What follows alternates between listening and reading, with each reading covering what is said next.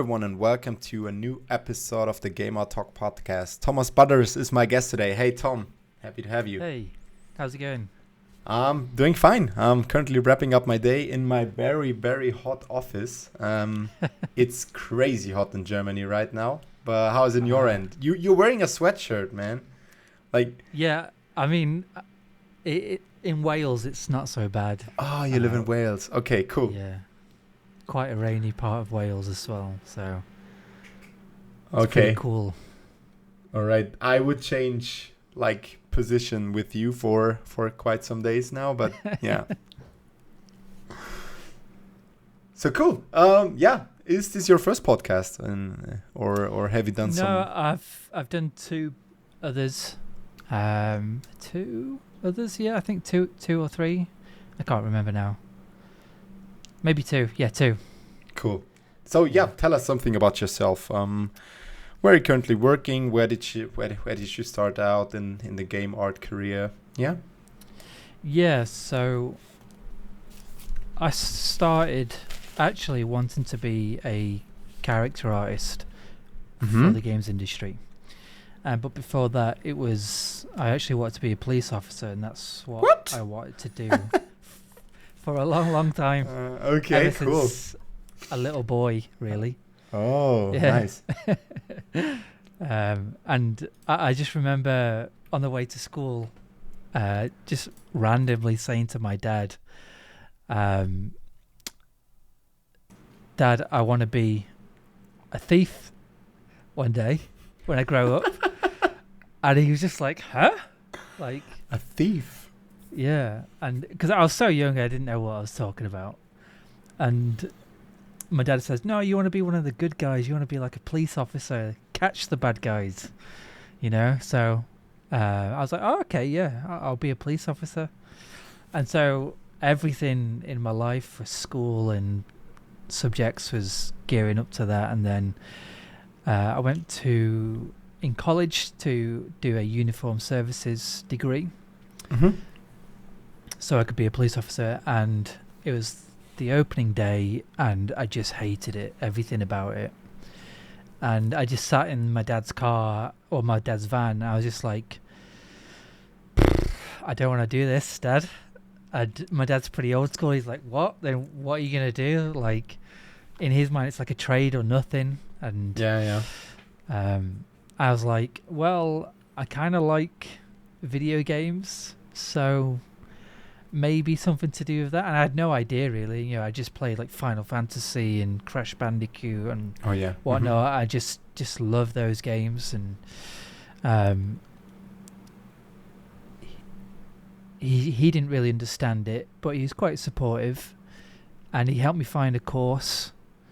And I just sort of fell in love with the 3D modeling side of stuff. Really, for me, it was the narrative to begin with, story, and how I could portray like really cool stories in games. And I just fell in love with the 3D side and realized that I could do the same thing, but in 3D. Like tell a story, but not like if you take a look at the comic or something, but tell a story with 3D things. Yeah, just through the environment, through players and the characters, and asset work, and it all builds up that story. That I think Uncharted is one of the best examples. Oh yeah, of absolutely. That. And so I actually really liked making characters. And that's what I was, and what I wanted to be for a long, long time. And my journey to getting into the industry, my first and only industry job at Facepunch, was, well, I actually don't remember applying, but I do remember applying for almost every single studio in the world. Oh, I can relate. Yeah. Yeah. Just give me a job. I will move there. I will do everything you want of me. Exactly. Yeah. I would clean toilets if you could just give me a job. Yeah. But everywhere sort of rejected me. I had a couple of interviews. I forget the names now. one that does RuneScape. It's just gone from my head now. I can't remember the studio. Who does that? Jagex? Jagex, that's it, yeah. Mm-hmm. And I actually got interviewed for 2 games that they were working on.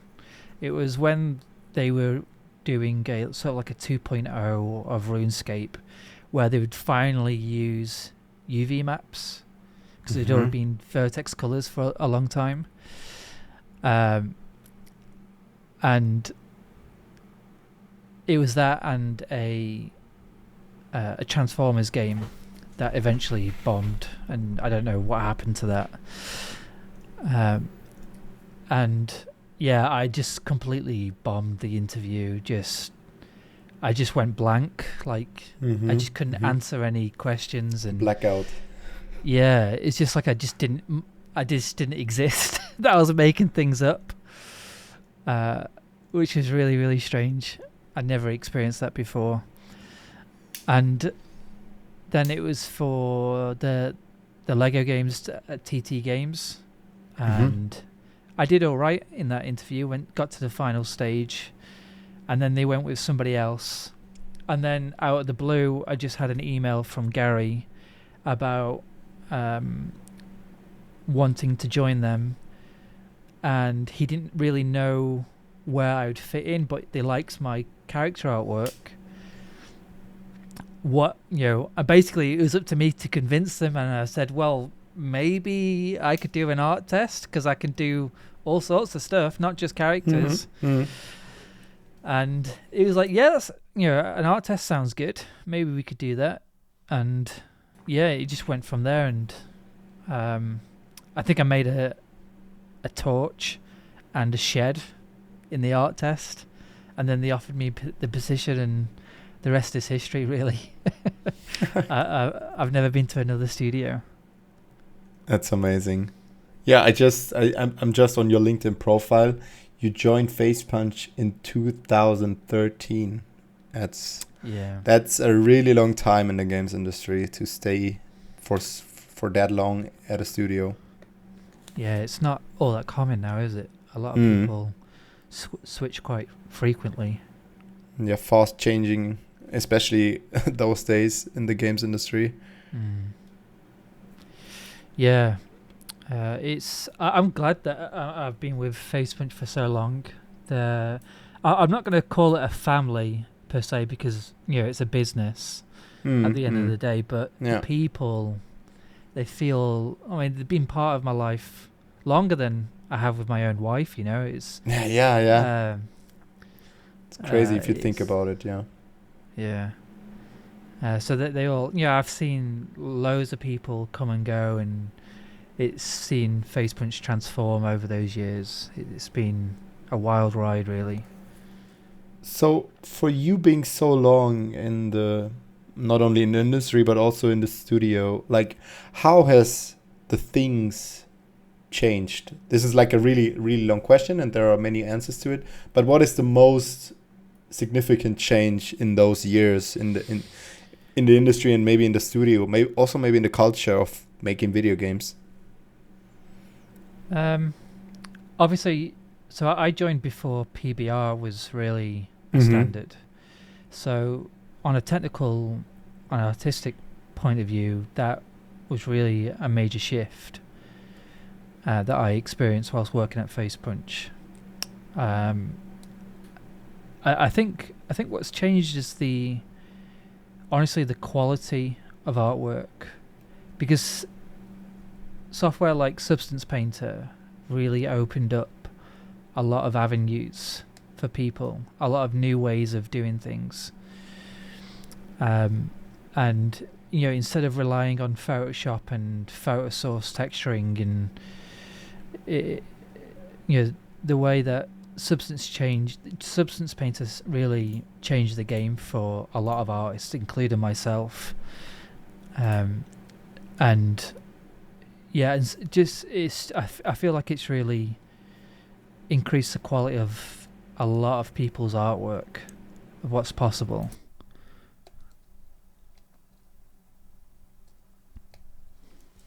Yeah.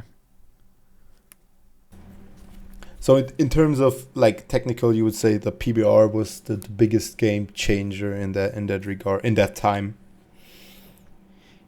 Yeah, I would say so. Yeah, more so tied with how you texture things, Mm, mm. because generally speaking, the modeling process has stayed the same. Really, we've had more recently like stuff like plasticity and Mm. more like CAD modeling software has become more Fusion. mainstream. Mm, mm. Fusion 360, yeah, for weapon art.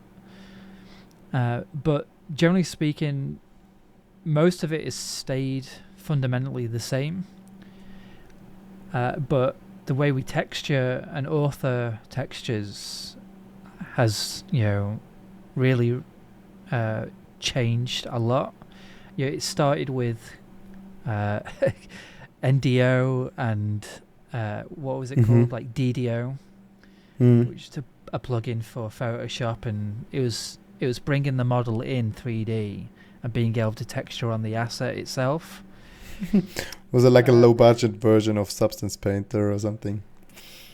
yeah, pretty much. It was like the standard because it was the only one at the time, and then Substance came along with algorithmic, and they took on Quixel, and you know well, they are the majority now, aren't they? They are the standard Mm.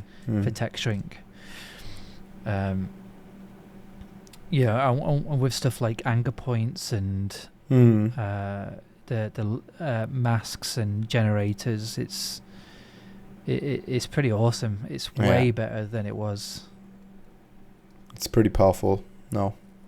Mm. Yeah, I'm struggling to think of anything else, honestly.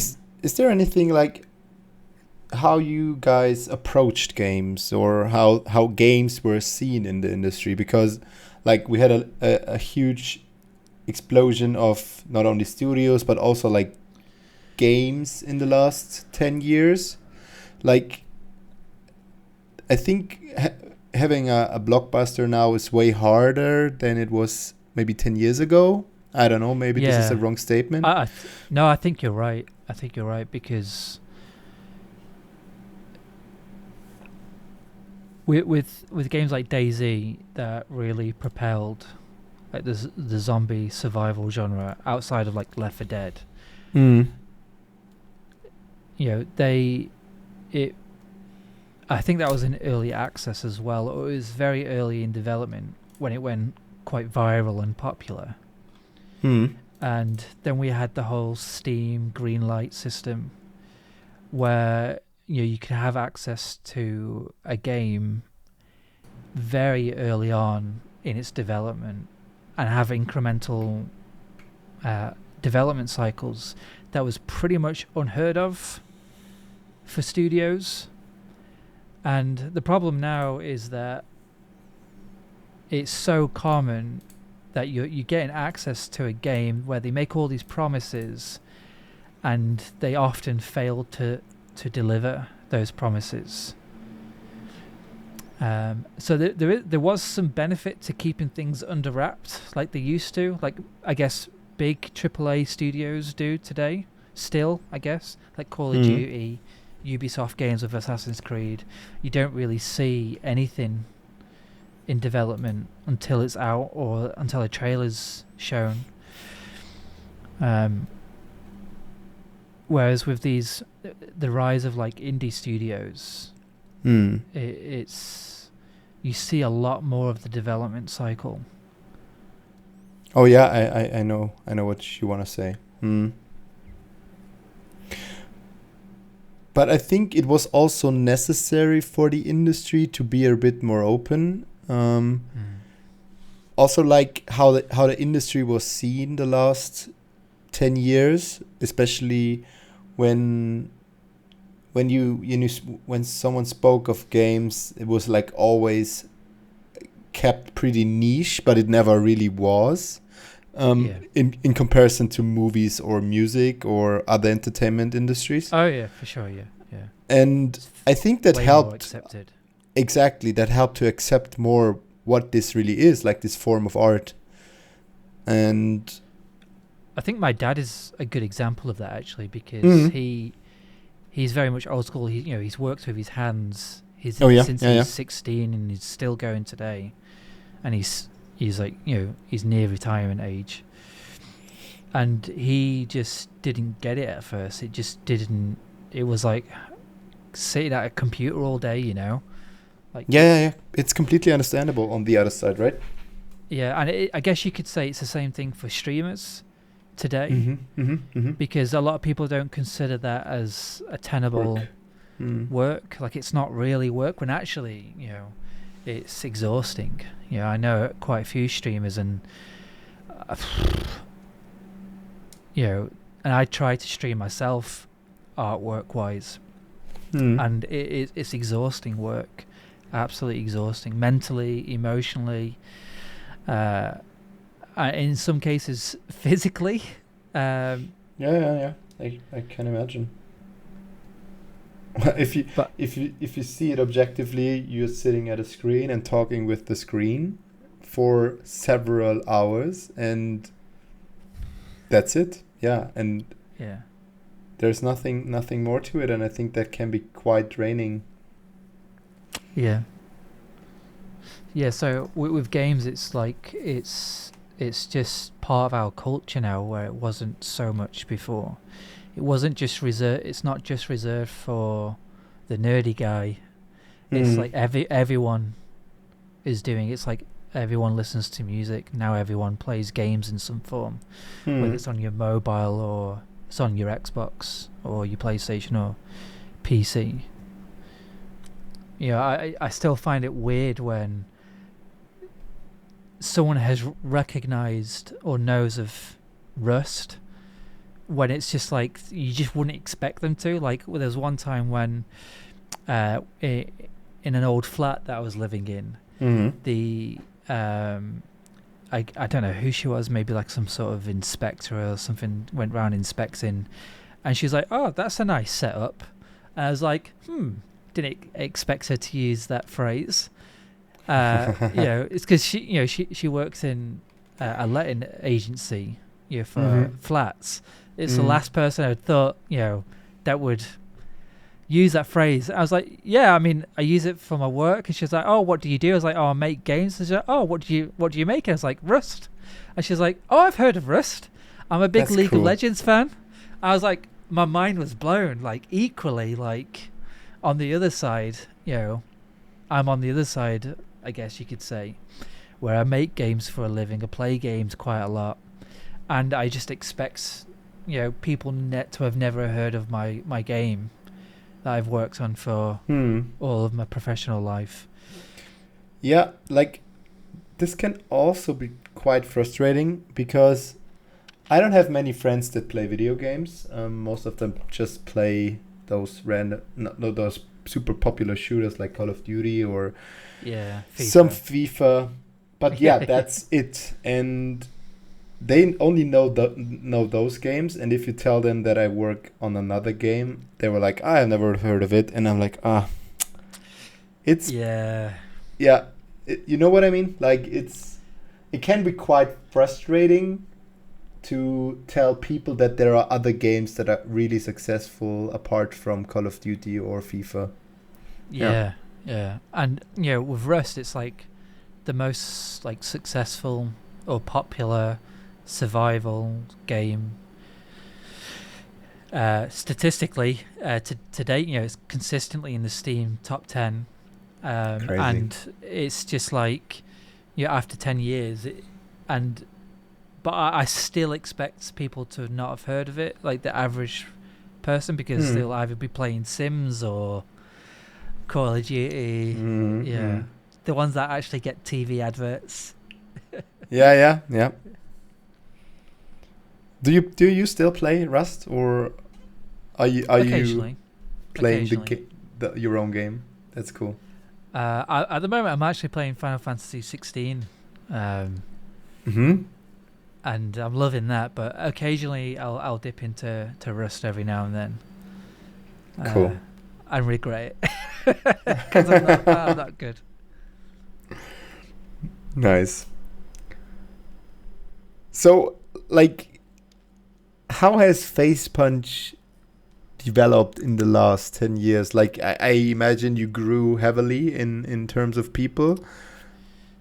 Yeah, I mean, I was one of the first few people to be employed in house.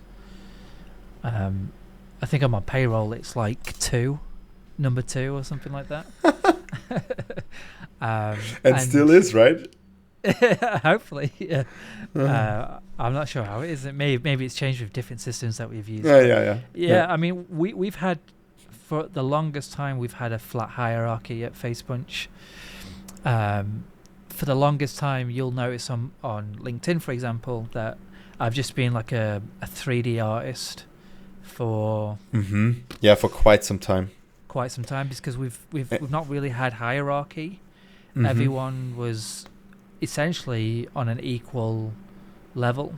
We tried to emulate the Valve system, which worked. It worked for some time, but as the company grew, it didn't quite work for us. We needed a new system in place, and internally we've called it Facepunch 2.0, where we've introduced a proper hierarchy. Leads, mids, seniors, principals, juniors. The whole lot. That's very normal in game dev, and that has taken some time to adjust to, but I think it's been beneficial because of and it's also necessary, right? At a certain people count. Yeah. Because things can get quite messy then. Yeah, it would be like the Wild West, basically. Yeah. But it's enabled me to sort of step up and really progress in my own skills, leadership skills. As lead now. It's been something that I've wanted to do for a long, long time. Cool. Yeah, so then Facepunch was the perfect way to go, right? Oh yeah, definitely, yeah. Cool. Yeah, I don't think I've regretted that, yeah. Nice. So let's speak about some trends in the game art industry. You are quite, how do I say, quite active on Twitter, for example. You see lots of game art. You see lots of people doing cool shit and trying out new techniques. And so what do you see like the trends of the industry, especially in terms of game art? Like, where are we heading to? What is currently a big thing? You already spoke about plasticity, but any other things that you would say are quite trendy and maybe could find its way into game art?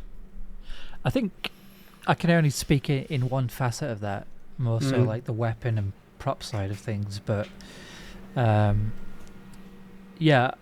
obviously, like plasticity, the CAD modeling software is it's just a no-brainer.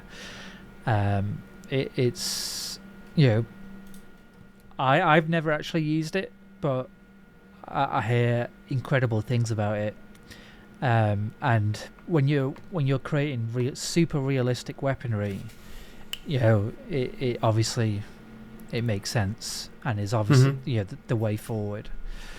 But I don't know. I'm kind of grown a little bit tired of the trends in the weapon and prop art world, more so the weapon stuff, because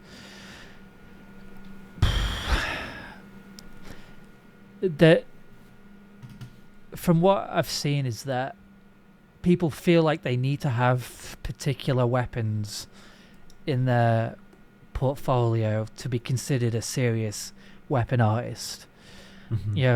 Maybe like an M4 or the AK, or an M911, M1 911. Hmm. You know, and it's just not true. Like, and if and it also comes down to presentation as well. Um, everyone's doing the same renders now. Mm-hmm. Everyone's doing the same, cloth and tarp backdrop. Oh yeah, I And see. Mm-hmm. I mean, ArtStation is just littered with it, and Like the people that came on ArtStation in the last 5 to 6 years, especially in weapon art, it's crazy. Like, yeah, it's amazing. Like how many new artists out there, and it's really really crazy. I tell you what, though, those Russian weapon artists are something Russian, else. Russian Ukraine. Oof. Yeah, Russian and Ukraine. Yeah, They know their are stuff, man. they are cooking. I have no idea what they do. Yeah. But yeah, I mean, I feel like it's almost like fashion trends. I feel like it's cyclical. It'll all sort of come back because there is a huge push for super realism, which is totally fine, and I love it. I really like it. Yeah. I'm in that stage. Yeah, I'm in that stage still, but I feel like there will be, it'll be cyclical more on a personal level rather than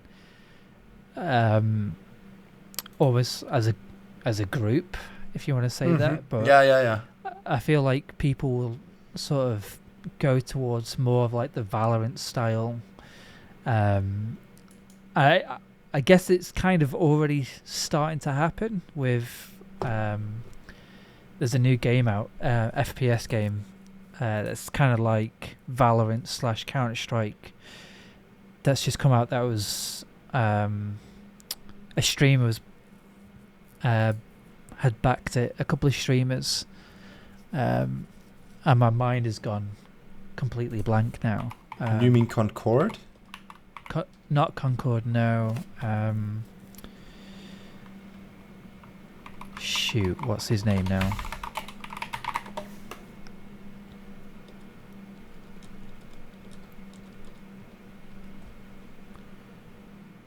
Shroud.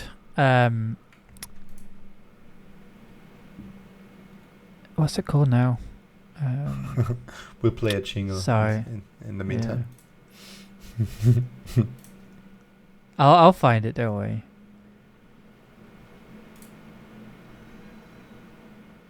Well, there are so many games out there. They can definitely get lost or forgotten. Because there are so many games at the moment.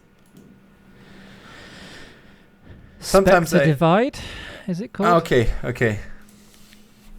All right, so this is a specific art style. Yeah, I mean, instead of going, the Tarkov route and the CS:GO route, more stylized weaponry. I feel like it's going to be more of a take on that. Like the cell shaded, outlined stuff. Yeah, like it's kind of futuristic, but it's just sort of it's with all the different types of weapons that are obviously inspired by real weapons, but have their own unique take on them. Yeah, I've got a feeling because of the rise of indie games as well, indie studios formed by AAA devs that have been abandoned by their companies, with all the layoffs.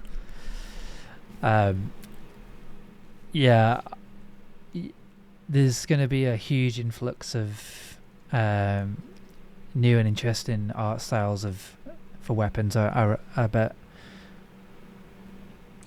Yeah, I spoke with Ole a few months ago. Oh yeah, yeah. He's always trying out new shit. Like he did a weapon that has the art style of the game you currently described, and he's he's did most. Tries out some shading, and he's yeah, he inspires me a lot. Yeah. Yeah, Ollie's awesome. Hmm.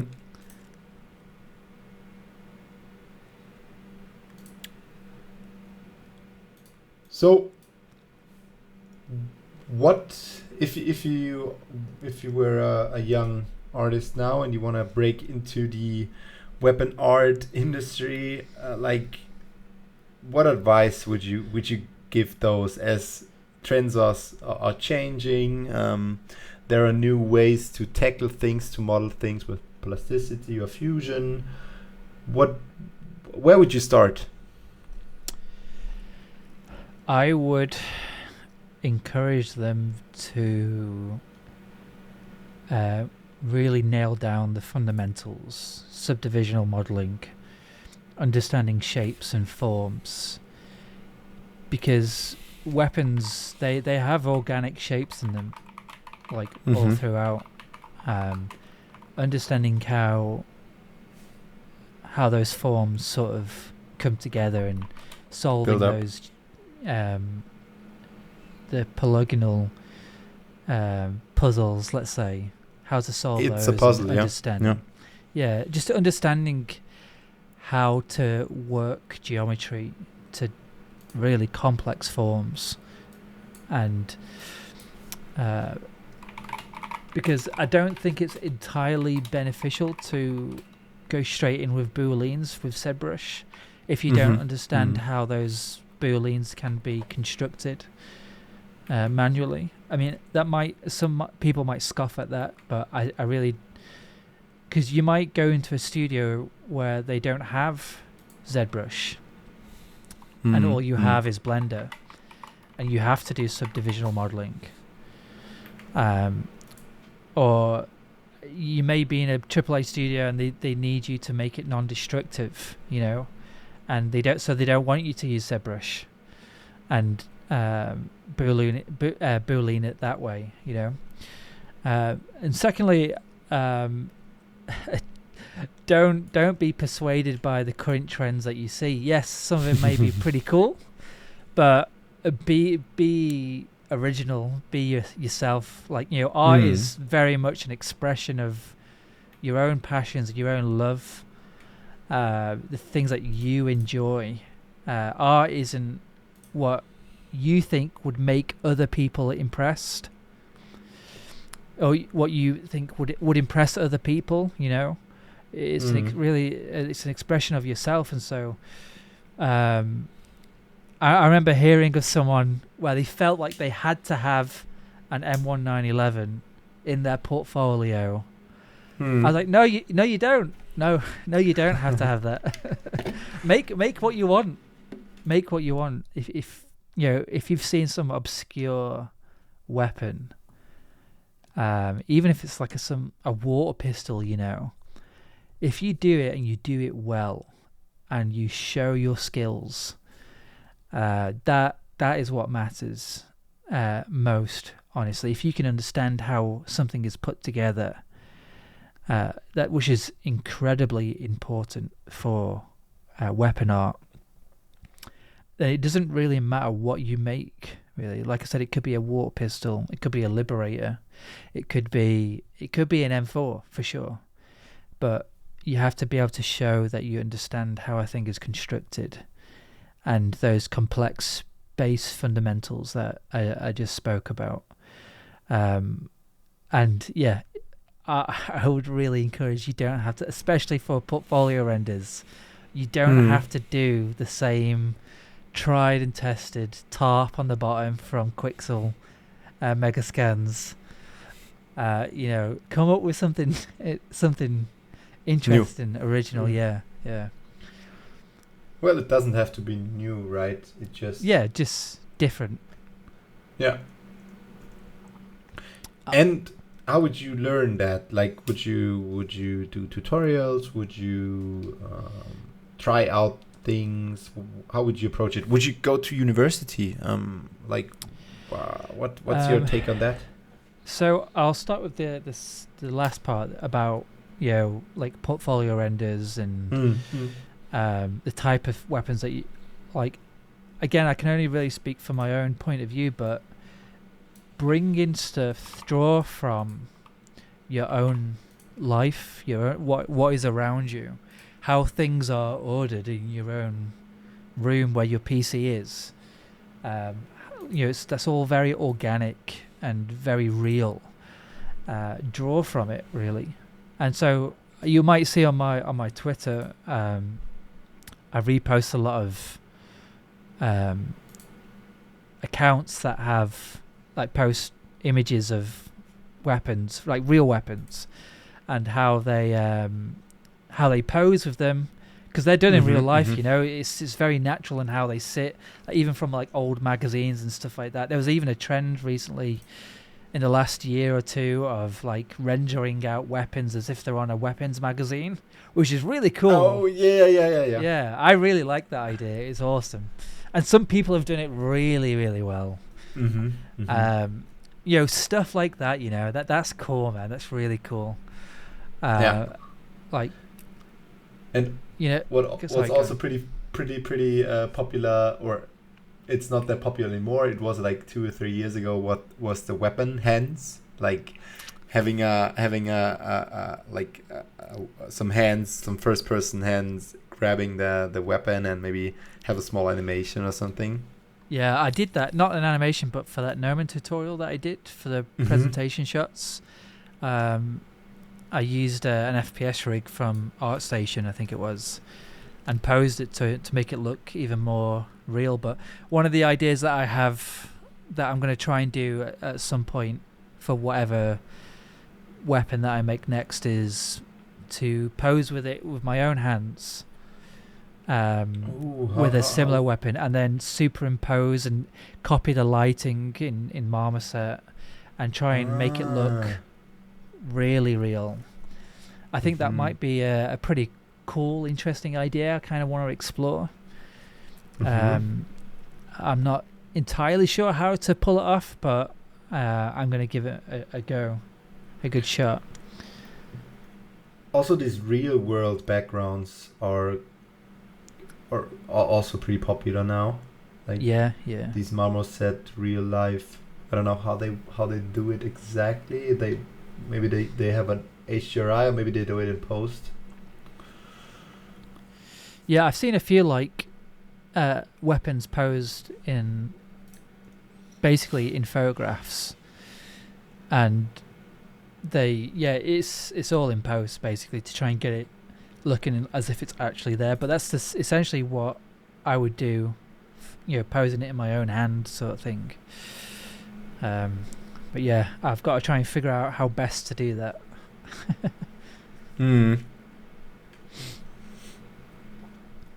All right.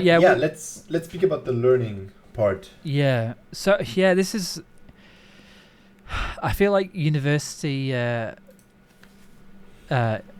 professors must hate me to a degree because I'm fairly anti-university when it comes to game art. Only I guess you're not the first one. No, yeah. I think because I'm 33 now, and when I was in uni, it was when I was at like 18, so a long time ago, and the university courses were pretty new, and they didn't really know what they were doing, and it was pretty terrible, especially the one that I went to. It was okay, but it was pretty bad for the art side. And maybe they're getting better. I know there's a couple that are really well recommended. And I have like Staffordshire, I think is like number one. Staffordshire in the UK, Staffordshire University is number one. And I know that apparently Hull is pretty good, but again I'm not too sure about Hull. But yeah, I would, if there are any students or people that are student age that are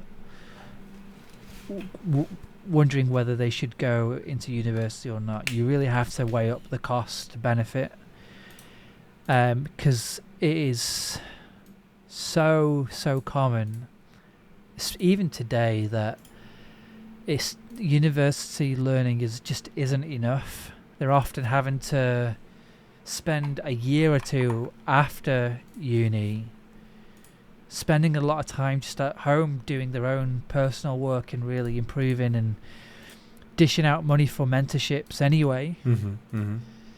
And I feel like there's a lot of stuff on YouTube that or a lot cheaper courses than uni that do a far better job. And I've had quite a few people actually say to me or comment on my own YouTube videos why I wish I was taught this at uni, or or on my random Twitter posts where I post tips, like I've been using this for so long and I was never told this at uni, all this sort of stuff. And it's kind of like, how useful, how beneficial is uni? Uni then.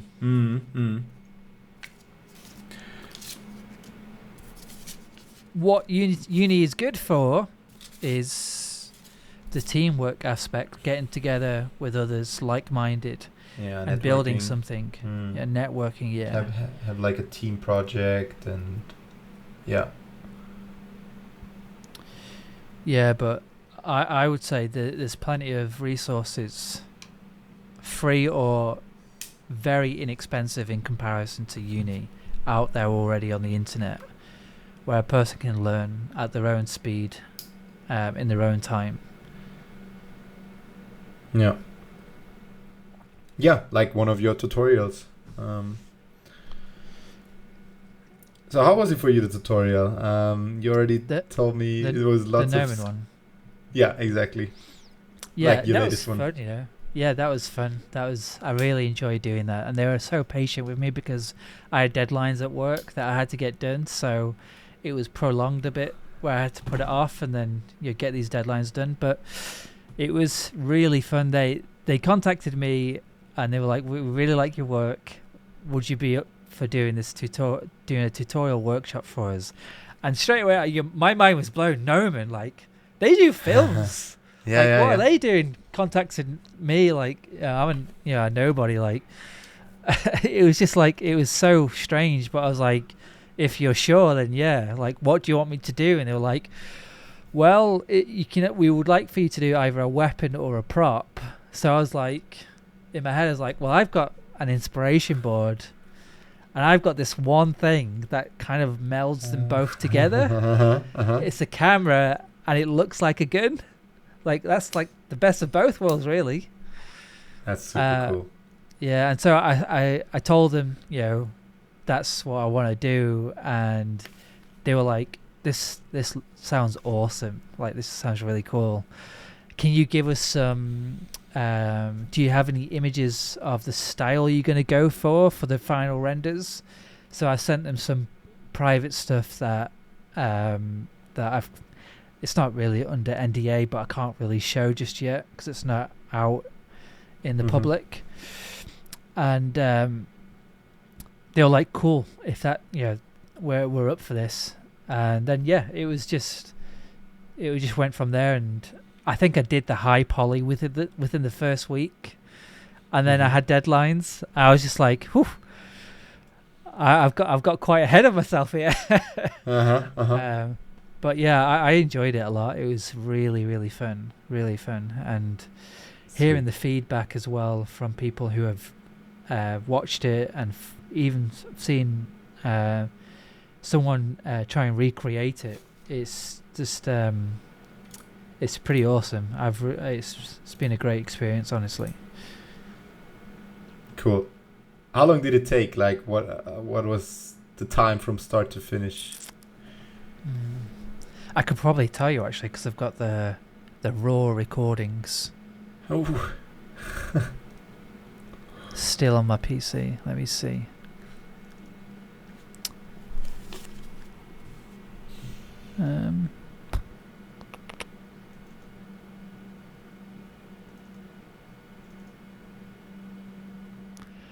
I think it was in total probably, I can't quite find it at the moment, but Just approximately. I'm just interested, like how long such a tutorial takes to make, because I can imagine it takes tons of time because you have to do the stuff. You have to.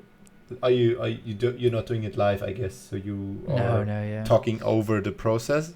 That's right. Yeah. So the modeling, the whole like asset creation time took probably, I guess, less than a day in total. I couldn't be exact, but I definitely know it's less than a day. Maybe like half a day, spread out over however long it was, which sounds really strange actually. When you think about making an asset like that, it's like less than a day. It's like, oh, okay. But actually, when you're doing bits here and there, you're having breaks, and it really pads out.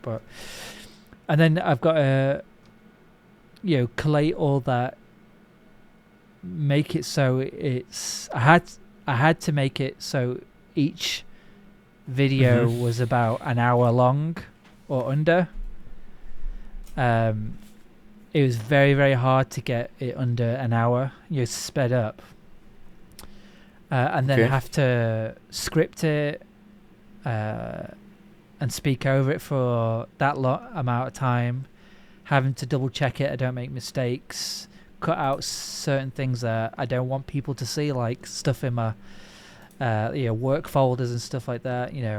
It was pretty time consuming, but it was I really enjoyed it.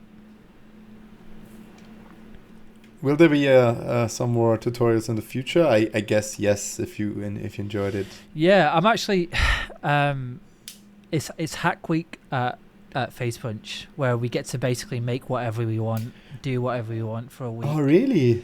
Yeah, that's a cool thing. I'm making a spud gun. I thought, because we got potatoes and rest, I thought, well, why not have a spud gun and just do something stupid with it? So, and I'm recording the entire process, and so I'm hopefully going to make a little tutorial out of it, like the Nerman one, but a little bit different. Instead of spread out in separate videos, it's all just one video on YouTube for free, with some commentary over it, Cool. So, let's speak about the GNOME tutorial a bit, because I wanted to know, who is it targeted to? Is it for people that are already, into modeling? Is it for people that want to start out? What is the main, audience for those tutorials? Well, it's really for someone who's already got an understanding of the modeling process. They know how to go from the modeling to unwrapping, to making the low poly, the unwrapping, the baking and the texturing, but aren't quite solid. And then it's generic enough to be for more experienced people. That's the way I pitched it, and that's some of the stuff that I talk about goes from basics to more advanced, like texturing techniques, for example. It's just basically, really, it's just my workflow, like day-to-day workflow when I'm making an asset. It's the same thing that I'm doing here right now with this spud gun, potato gun. I wouldn't say it's for a person who's never touched 3D before. Cool. All right. Well, then I guess you have a pretty big audience, because especially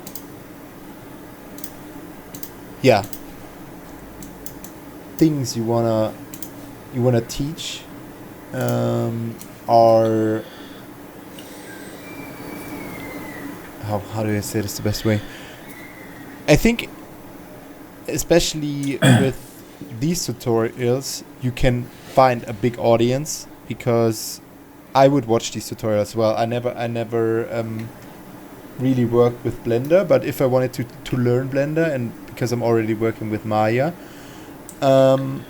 I would watch it, and I think there are so many other people out there that could benefit from your tutorial. Yeah, I hope so. I mean, I've been using like Blender for a few years now, since the lockdowns happened in the UK, and I really enjoy the process. And I've really I wouldn't say fallen in love, but I really love doing UVs in Blender, whereas before I hated it. And I feel like the tutorial from Noman really helps ease people into that whole process, because they can see actually it's not really a barrier at all. UVing in Blender isn't a barrier at all. It's a different way of thinking, but it's not really that hard to grasp, honestly. And as someone who's come from 3ds Max, who's spent majority of their time in 3ds Max, the jump actually isn't that difficult. It's actually really easy, especially for UV mapping. I hope it's proved beneficial to people. I don't actively go out seeking people's opinions on it, but it's nice to see it when I read those comments. Cool. So let's speak about one more thing.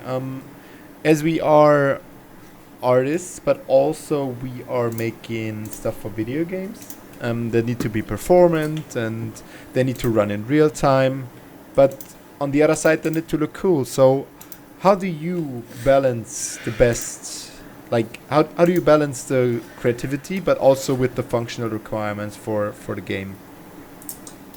Yeah, I think Rust just is naturally a fun project to work on, artistically speaking. It is my art style. Like I love the art style of Rust.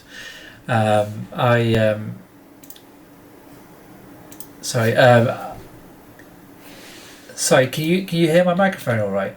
I do. I think it just changed a bit. I don't know, maybe you opened Discord, that is always bringing it up, but no. So I've got to change my the connection between my microphone and my PC. It's a bit maybe, strange. Maybe Yeah, that was the reason why it broke up, but it's fine. We can continue. Okay, yeah. So yeah, Rust is it's a very cool art style. I would say that it's my art style. It's what appeals to me. I don't feel like I have to. I don't have to be overtly creative. Let's say, I have to force it because it just comes naturally to me. It just ticks every box for me, and I've just the optimization is just again a natural thing for us. There are some things that you have to consider, like silhouette, and that when you have an object that's more complex with detail, there's going to have more triangles, that's for sure. And so you have to sort of strike a balance between what's in the concept versus what's possible in engine. And that can be kind of frustrating sometimes, but we've got a really good team at Facepunch who are really dedicated to making cool stuff and trying to make it work well. And I'm thinking of this deep sea AK that I made, where it was just it was the old AK assault rifle with a texture variant on it, where it's all rusted, and then it had seaweed over it, and the optimization there, that was a lot of triangles specifically for the seaweed, because the kind of seaweed it's I think it's called a knotweed, and that has a lot of detail in it, and so making that, and because it's all quite wavy on the edges, and it's very, very detailed, and so that's obviously where LODs come in for the world model, but and having that sort of flap as well as the player moves, that was kind of cool to see. But yeah, it's you have to. It's almost like a puzzle, the optimization, isn't it? Yeah. How best to optimize the geometry. So anywhere where the object has a change in silhouette, that's where you want to distribute more of the triangles, the more of the polygons, the verts, however you want to say it, the edges, to really support that silhouette change. I often say to people that silhouette is king when it comes to optimization and figuring out how to distribute geometry on your model. Anywhere flat, just let the normal map take care of that. Do the work. People often underestimate what the normal map can actually do. And now with Substance Painter, with anchor points and being able to integrate like custom height information, there's a lot of stuff that you don't have to model anymore.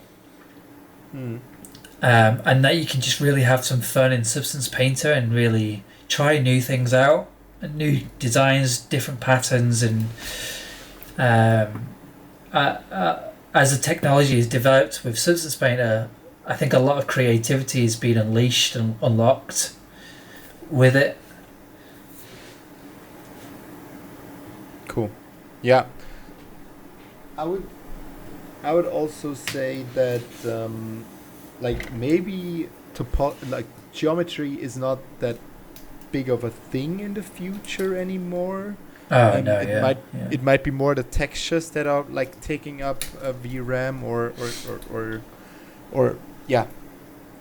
No, you're right. Yeah, even in I think Call of Duty has really set the standard for weapon art. They use the geometry, right? Yeah, they have insane polygons. And I mean, they had. If you want to get to that standard, you have to really. Yeah. Model sides and. Their engine handles geometry really, really well.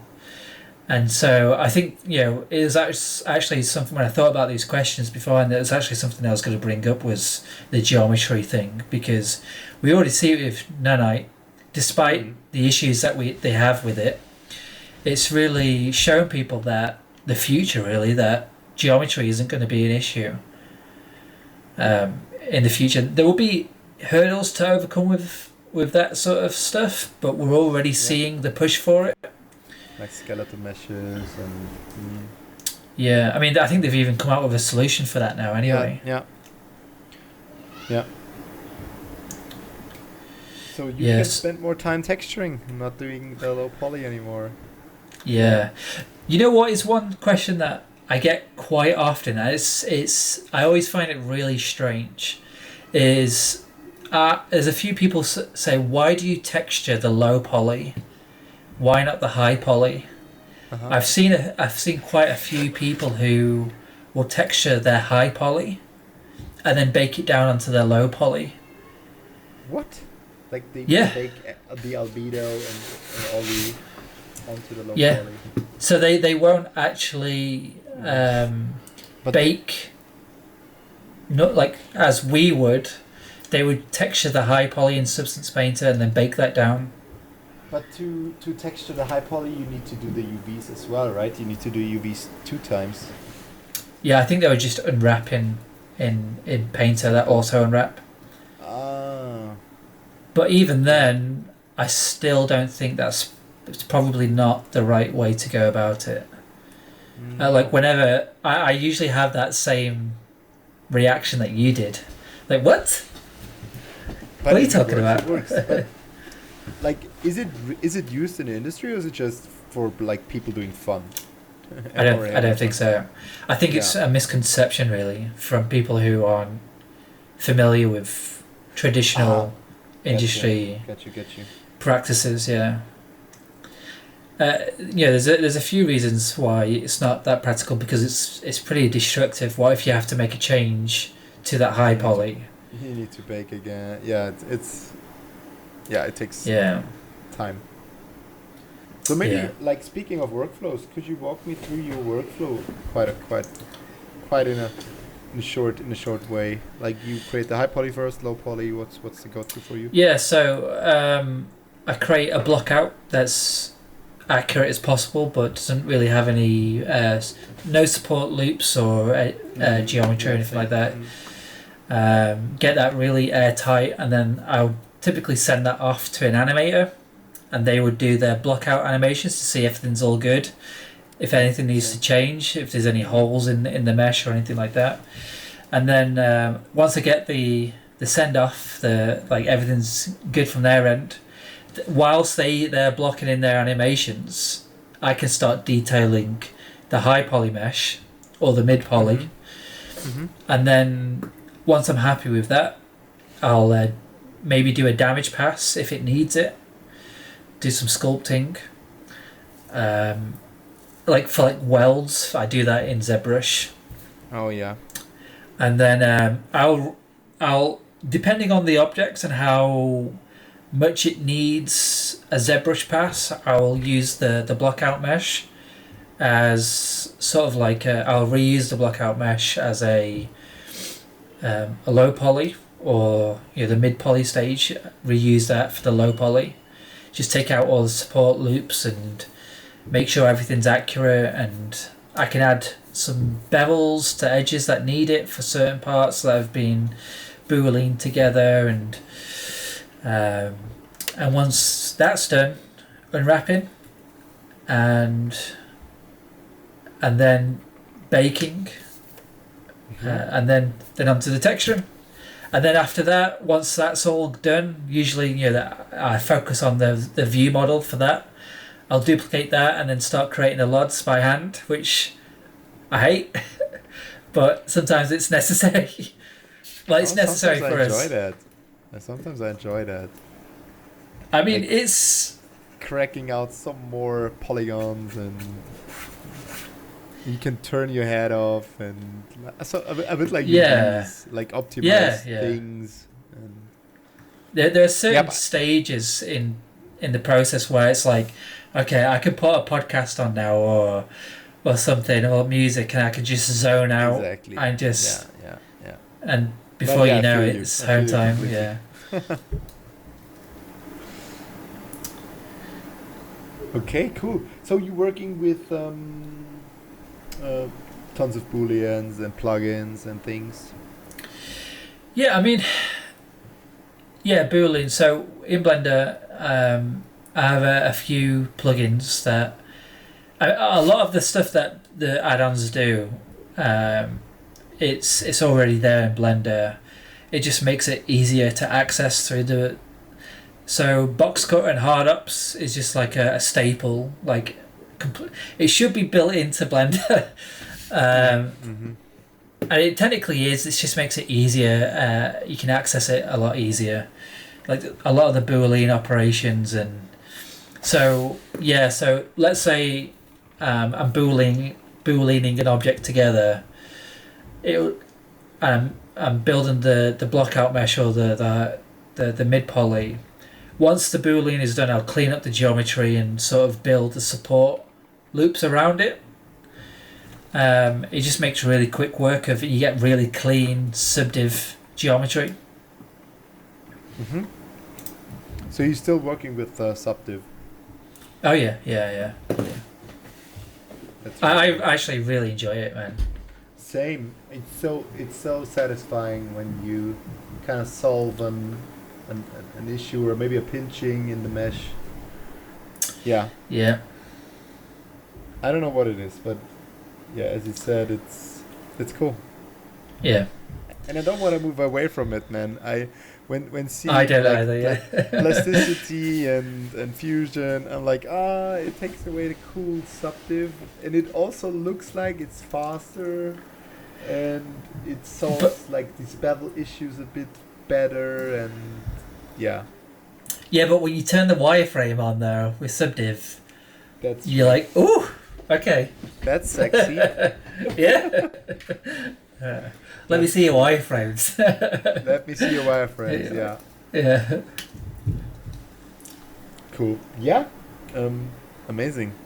So, Thomas, I say thank you so much for taking the time of being my guest today. Of course. Thank you for inviting me, Christoph. You gave amazing insight in the industry, like also in the game art community. You gave a great advice for people that want to start out in the industry. And you also gave them maybe a bit of motivation. What's pretty, yeah, what the times are pretty lacking these days to come into the industry. And I thank you so much. Oh, it's my pleasure, honestly. Thank you for having me. Bye bye, Thomas. Bye.